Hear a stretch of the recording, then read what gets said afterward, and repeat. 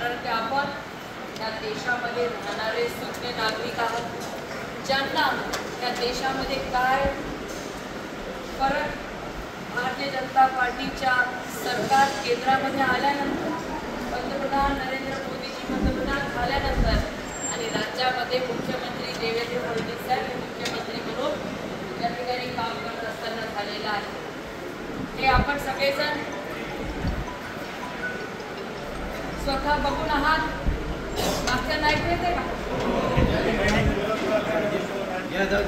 सगळ्यांना माहिती आहे की कशा पद्धतीने देशामध्ये आज दिल्लीपासून आणि व्यापारी मंडळी पहिल्यापासूनच मोदीजींच्या सोबत देशाचा विकास करायचा असेल तर चांगला व्यापार व्यवसाय वाढले पाहिजे, आर्थिक उलाढाल झाला पाहिजे आणि 38% रोजगार निर्मितीचा हिस्सा आपण लोक या देशाचा सांभाळत आहात। त्यामुळे मोदीजींना माहिती आहे की व्यापारी बंधू भगिनींना कशा अडचणी त्यांचा व्यापार करताना येतात, त्यांचा व्यापार वाढला पाहिजे, त्यासाठी नवनवीन काय सुविधा आणायच्या, नवनवीन टॅक्स रिफॉर्म्स कसे आणायचे, हे सगळे आणण्याचा प्रयत्न आतापर्यंत केंद्र सरकारने राज्य सरकारने केलेला आहे। 12% आपलं टॅक्स स्लॅब दिलेला आहे, जीएसटी चा उत्सव आपण आधीच साजरा केला आणि आपणही बघितलं असणार की मोठ्या आनंदामध्ये आपले सण ग्राहकांनी साजरे केले। व्यापाऱ्यांना त्यांचा उद्योगधंदा आणखी वाढता यावा यासाठी अनेक सबसिडीच्या योजना आपलं केंद्र आणि राज्य सरकार घेऊन आले आणि त्या योजनांचा लाभ आपल्यापैकी बऱ्याच जणांनी घेतला असेल। 60% ते 90% सबसिडीच्या योजना मोदीजींचं सरकार, राज्यातलं देवेंद्रजींचं सरकार आपल्यासाठी घेऊन आले। कुठलाही उद्योग व्यवसाय व्यापार वाढला पाहिजे यासाठी दळणवळणाची साधनं चांगली असली पाहिजे, त्याच्यावरती भर आपल्या देशामध्ये मोदीजींच्या नेतृत्वामध्ये दिला गेला आहे आणि चांगल्या रस्त्यांचं जाळं बनवलेलं आहे, रेल्वेचं जाळं चांगल्या पद्धतीने वंदे भारत सारख्या रेल्वे आज आपल्याला पाहायला आणि नवीन एअरपोर्ट या ठिकाणी तयार झालेले उड्डाणच्या माध्यमातून उड्डाण स्कीमच्या माध्यमातून 75 नवीन एअरपोर्ट आपल्या देशामध्ये उभारले। राज्यामध्ये सुद्धा मुख्यमंत्र्यांनी स्टार्टअप योजनेअंतर्गत अनेक स्टार्टअपला बढ़ावा दिलेला आणि आज ही जी निवडणूक आहे ही गंगाखेडच्या चेहरा मोहरा बदलून टाकणारी निवडणूक, कारण की आपण बघितलं भारत देश हा स्वातंत्र्याच्या 75 वर्ष पूर्ण होऊन गेले आणि खऱ्या अर्थाने अमृत काल आपला सुरू झालाय।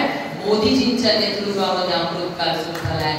अमृत कालामध्ये मोदीजींनी ठरवलं की देशामध्ये प्रत्येकाला मी पक्का घर देणार, 7 करोडच्या वर लोकांना घर दिले, शौचालय 12 करोडच्या वर दिले, 81 करोड लोकांना राशन मोदीजी देत आहे, आमच्या लाडक्या बहिणींना देवाभाऊ 1500 रुपये महिना देत आहे आणि रामप्रभूजी दिवाळीच्या वेळेस आमच्याकडे जिंतूरला पद्धत आहे, 5 सुपारीला पाडव्याच्या दिवशी जात असतात व्यापारी बंधू भगिनींना भेटण्यासाठी आणि मी दर वेळेस दिवाळीला इथं असेल तर न चुकता जिंतूरच्या मार्केटमधून चक्कर मारत आणि मग 5 सुपारी घेता विचारलं की एवढं आसमानी संकट आलेलं आहे आणि मग कसं मार्केट आहे तुमचं, खास करून सोनार बंधूंच्या दुकानामध्ये नाही म्हणे ती महिला मस्त सोन्याची खरेदी करताय, एवढं 1.5 लाख रुपयापर्यंत तोला सोनं गेलंय तरी सुद्धा 3,000 रुपये महिना त्यांना भेटतोय आणि ह्या अतिवृष्टीचा सुद्धा मदत सरकारने त्याच्या खात्यामध्ये टाकून शेतकऱ्यांना सुद्धा सावरण्याचं काम देवेंद्र फडणवीस सरकारने केलं,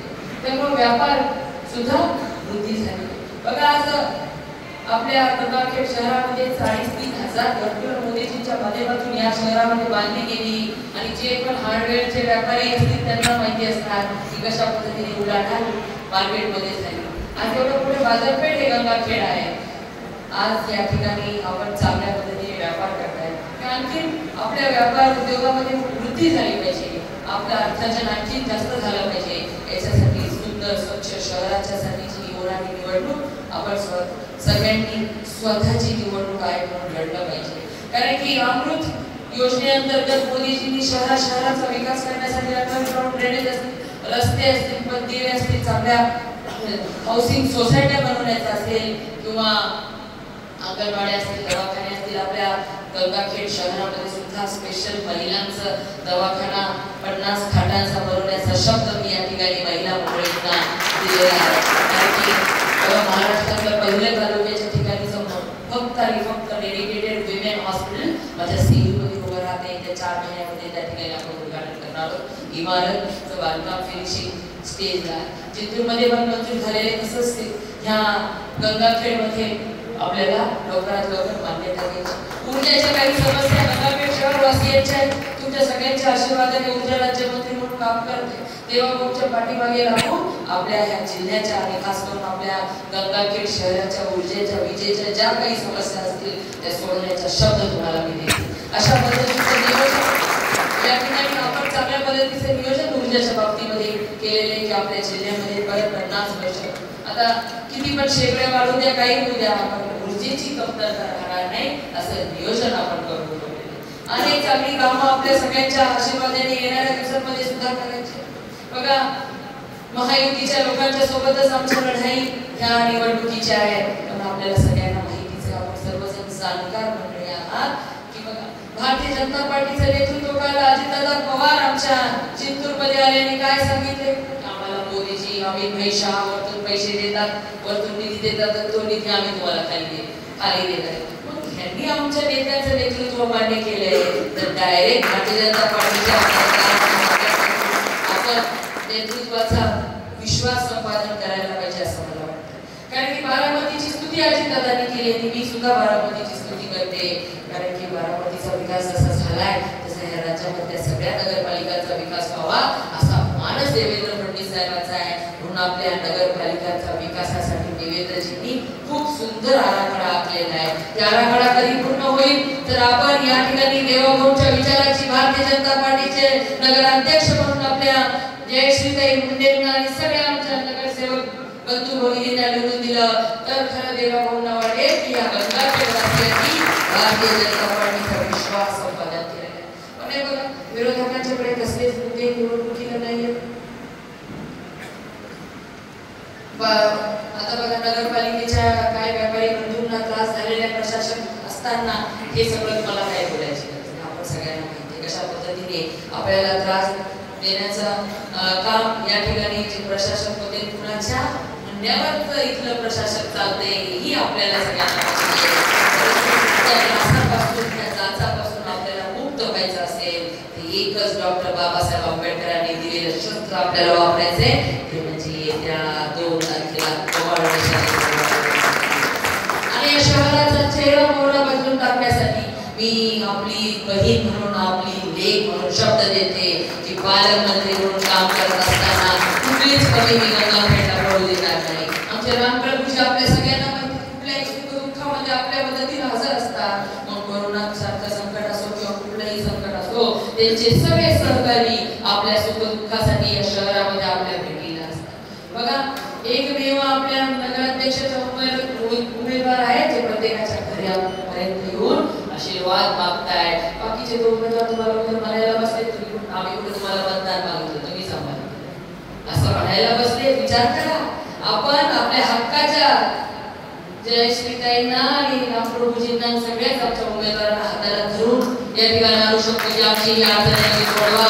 अनाथ्या दिदीला धरून सांगितलं होते भाषणामध्ये मी हे करते ते करते, अनाथीला धरून तुमचाही हक्क माझ्यावर तेवढाच आहे, तुमच्यासाठी कधीच कमी पडू देणार नाही. कारण आजच्या दिवशी या बैठकीच्या निमित्ताने आपल्याला मी विनंती करायला की गंगाखेडच्या माझ्या नगरपालिकेच्या सर्व भारतीय जनता पार्टीच्या आमच्या उमेदवारांना भरभरून मतदारांरूपी आशीर्वाद आपण द्यावे आणि आमचा विश्वास देवाभाऊंचा आपल्यावरचा विश्वास आणखी दृढ करावा की गंगाखेड मधील नागरिक मतदार हे सुज्ञ नागरिक आहे. त्यांना चांगल्या वाईटचा आणि कोणत्या विचारांचं केंद्रामध्ये सरकार आहे, कोणत्या विचारांचं कोणत्या पक्षाचं राज्यामध्ये सरकार आहे आणि ह्याच विचारांचं सरकार जर नगरपालिकेमध्ये असेल तर ट्रिपल इंजिनच्या स्पीडनी आपले विकास या ठिकाणी होऊ शकतो ही खात्री आपल्या सगळ्यांना पटलेली आहे. तो विश्वास मतदानाच्या दिवशी मतदान केंद्रावरती जाऊन आपण दाखवायचं ही विनंती करण्यासाठी आज मी अनेक चांगली कामं आपल्या शहरात बघा जनाबाईच्या मंदिराचं दर्शन सकाळी आम्ही घेतलंय, ती सुंदर गार्डन रामपूरची नगराध्यक्ष असताना केली ना, असं काय विकास करून टाकले. कुठली पण ओपन स्पेस दिसली की विकायला बसले, कॉम्प्लेक्स करायचं, हे करायचं. अरे लेकरा बाळांना खेळण्यासाठी राहू द्या, वडीलधाऱ्यांना काहीतरी मोकळा श्वास घेऊ द्या, वॉकिंग ट्रॅक राहू द्या, काहीतरी खुले गार्डन मैदान असे राहिले पाहिजे. पण शहराचं नगरपालिकेचं उत्पन्न वाढवण्यासाठी जे वेगळे आणखी माध्यम आहेत, त्या सगळ्या माध्यमांचा वापर आपण करू शकतो. म्हणून आज आपल्या सगळ्यांना मी विनंती करायला आले की ज्या विचारांनी नरेंद्र मोदीजीने विकसित भारताचं स्वप्न बघितलेलं आहे आणि जो विकास मोदीजींच्या नेतृत्वामध्ये देशभरामध्ये पोहोचत आहे, राज्यामध्ये आदरणीय मुख्यमंत्री देवाभाऊंच्या मार्गदर्शनामध्ये, देवाभाऊंच्या विचारांमध्ये हा विकास आपल्या गंगाखेडमध्ये आणायचा असेल तर येत्या 2 तारखेला फक्त आणि फक्त कमळ या निशाणीपुढील बटन आपण दाबावं आणि आम्हाला आशीर्वाद द्यावे, एवढीच विनंती आज आपल्याला या निमित्ताने करते. कोणी कोणत्याही धमक्यांना घाबरायची गरज नाही. या देशामध्ये कणखर नेतृत्व नरेंद्र मोदीजींचं, गृहमंत्री सहकार मंत्री अमित भाईंचं नेतृत्व आपल्या पाठीशी आहे. आपल्या राज्याचे बॉस आपले देवेंद्र फडणवीस साहेब आपल्या सोबत आहे. आपला हक्काचा भाऊ म्हणून आपले देवाभाऊ नेहमी आपल्या पाठीशी राहतात. म्हणून कोणत्याही कोणाच्याही कसल्याही काही आता आमच्याकडे जिंतूरला तसेच धमके द्यायला सुरुवात केली, पण धमक्यांना घाबरू नका. सगळ्यात मोठी डॉन द कोर्डीकरांची एवढंच एक जाती धर्म पद्धत भांडण लावायचे, नाही तर मग तुझं हेच करतो तेच करतो. कसल्या धमक्यांना का. अरे एवढे मोठे नेते आपल्यासोबत असतात, कोणाला कशाला घाबरायची गरज आहे. म्हणून सगळ्या व्यापारी बंधू भगिनींकडून मला अपेक्षा आहे आजपासून 2 तारीखपर्यंत जो कोणी येईल की हा भारत पूर्णपणे विकसित भारत होणार आहे, महाराष्ट्र विकसित महाराष्ट्र होणार आहे, आपलं गंगाखेड सुद्धा विकसित झालं पाहिजे, यामध्ये आपल्याला मागं राहायचं नाही. म्हणून 2 तारखेला फक्त आणि फक्त कमळ या निशाणी समोरचं बटन आपण दाबावं ही विनंती करते आणि थांबते. धन्यवाद. जय हिंद, जय भारत.